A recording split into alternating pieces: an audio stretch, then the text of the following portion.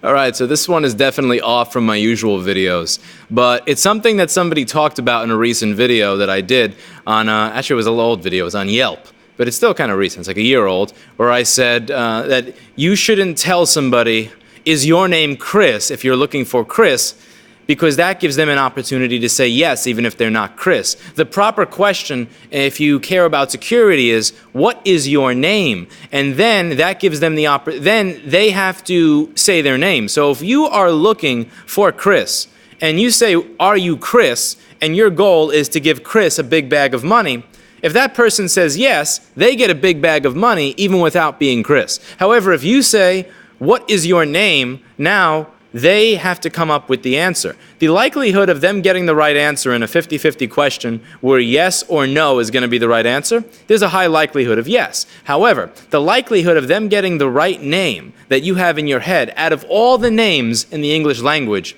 is very, very low. And this is something that I used to deal with on a regular basis because I used to do this work out of a recording studio. So as I've mentioned many times in the past, I used to have an arrangement with a recording studio before I had a store, and the arrangement was very simple. I will make sure everything in all of these rooms works all the time. Everything is always going to work, and you're never going to have to pay me for maintenance. Whether I'm taking transistors out of broken headphone amplifiers and using them to fix KRK speakers, or I'm taking the tubes out of the guitar amps and tossing them at an acoustic panel on the wall and having them fall down and using that to get rid of the junk inside of them, or I'm fucking, I'm recoiling a tweeter and I'm like cutting out the burned part and putting it back together so that you don't have to pay $80 downstairs to buy a replacement. Whatever bullshit I'll have to do, I'll do. In exchange, I want to be able to use this as my workshop. And there was a really big buff guy there. His name was Dino, and his job was to keep people from coming in and loitering around, because one thing you'll notice with a recording studio is that it attracts just all these people that want to be around the environment. They think it's cool. And it adds a lot of ruckus to the place. And then you had all sorts of other just negative crap. You had like people, you had drug dealers coming in, you had people who were competing with the drug dealers for that specific section coming in, and all this crap going on. Well, I'm just like sitting in the corner trying to deal with fixing MacBooks for an Upper East Side mom. Oh man, if I could have recorded the shit that went on there, I probably would have gotten shot if I was recording everything that went on there. But sometimes Dino wouldn't be there. And I would have to be the one that would occasionally bounce people out or say, you don't belong here. So I want you to think a little bit about security. I'm going to get into that a little later. So in a recent video that Eli, the computer guy, did on one of his channels, he's sitting in the middle of a field. And somebody walks over to him and they're kind of, he walked in on some fenced property or something like that he probably shouldn't have been in. And they ask him, are you a camper? And the person who asked him the question asked in that suggestive tone that suggests to the listener that I need to be a camper or it's not okay that I'm on these grounds. And the reason that gets across that the average person has no understanding of security is when you say that, when you look at me, if I'm in the middle of a field and say, are you a camper? And I'm in the middle of a field, that immediately tells me that you are going to be irritated at me. You're not going to find me to be welcome here if I am not a camper. So I need to now start pretending that I'm a camper. So I can say, yes, I'm a camper. In reality, I could be a terrorist, a pedophile, somebody who's going to walk around with an M16 shooting people, any of those crazy things. But I can get away with all that by just saying yes. And then the person just decides to walk away. And the person walks away all happy.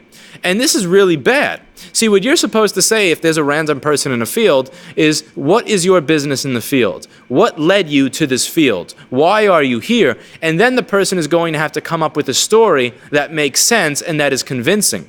And it's much harder for a person to come up with a story that is convincing than it is for them to simply nod when you're asking them something. So the example I used in that really old video, let's say I have a bag of $5,000 in drugs, and these drugs and these $5,000, all hypothetical, I'm not a drug dealer, is supposed to be given to somebody named Chris. Now, if I'm waiting for a Chris to come in and I say, hi, are you Chris? And they go, and they see that I have this big bag that looks like it's got money and drugs in it, and they say, yes, I'm Chris. Their name could be Joe, James, whatever, and I give him that bag of money. I now gave that $5,000 away to somebody who's not Chris. That's not good. And what my experience was in the studio is this. In the absolute beginning, when I was 17 and naive, there would be people hanging around, and I would say, hey, are you at Niles' session? And they'd look around and they'd realize that I'm about to kick them out, and they go, yeah, I'm at Niles' session. And then Niles' session would come out, and they'd be like, hey, who are you guys? And I'd be like, you guys are not with Niles' session. Like, oh, we must have got the name wrong. Sorry. It's like, no, get the fuck out of here. But as time went on, I learned my lesson. I learned that I should say, whose session are you here with? And they would have to go, those guys. And I'd go, okay, who's in that room? Give me the name of one person in that room. And at that point, I'd go, okay, listen, this space is for the studio owners, the studio clients, and their guests. So I don't mean to be rude. It's just I need the space for other people. And sometimes there'd be a serious confrontation, and sometimes they would just politely and kindly understand that they were unwelcome and get up and leave. And on very, very rare occasion, they'd actually apologize. But sometimes when this happened, you would have a physical confrontation, and they would not want to leave. In which case, you'd have to, toss their chair out and get them the fuck out of the studio. But the point here is that so many people have this convoluted idea about security. They have no idea how security works in any way, shape, or form. And that conversation that I watched really got it across to me. Are you a camper? It's so obvious. Even if I've never been camping, if I have no idea what this ground is, it's so obvious to me that you want for me to be a camper. That the only acceptable reason for me to be here, the only tangible reason that you're not going to call the police on me is if I'm a camper. And it's just, so I find this with a lot of people. They just have no idea how basic security works. And it's like, again, let's say I'm just giving a laptop back to a customer. Let's say somebody walks in and says, I'm here to pick up my machine. I've had interns like this before. Not interns, but low-paid employees who are entry-level. The Air with the broken screen. Yeah, I'm here to pick that up and pay for it. And the employee would say, are you Dylan? And they'd go, yes. And I would walk out and be like, what the fuck are you doing? Like, this is not the person that owns that machine. And then they would quickly run out.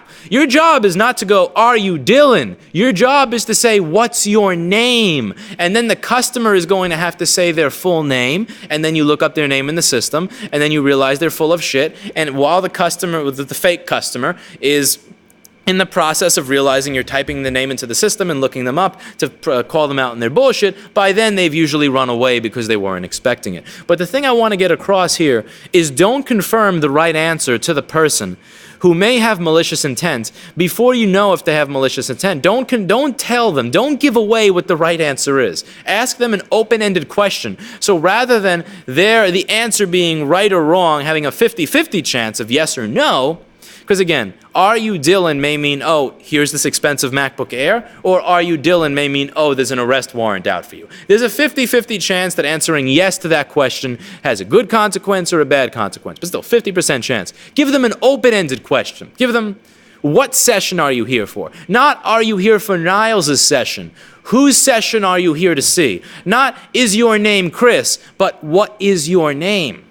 And I could go on with this for days and days and all the basic concepts and basic security that people get wrong. And people think security is about having a firewall installed. People think security is about having cameras in their store. People think security is about carrying a firearm or being buff and in shape.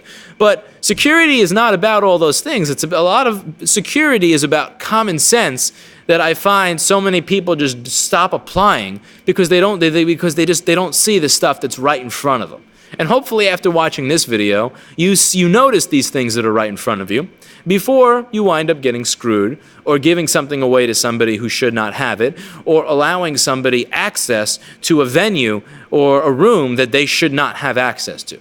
That's it for today, and as always, I hope you learned something.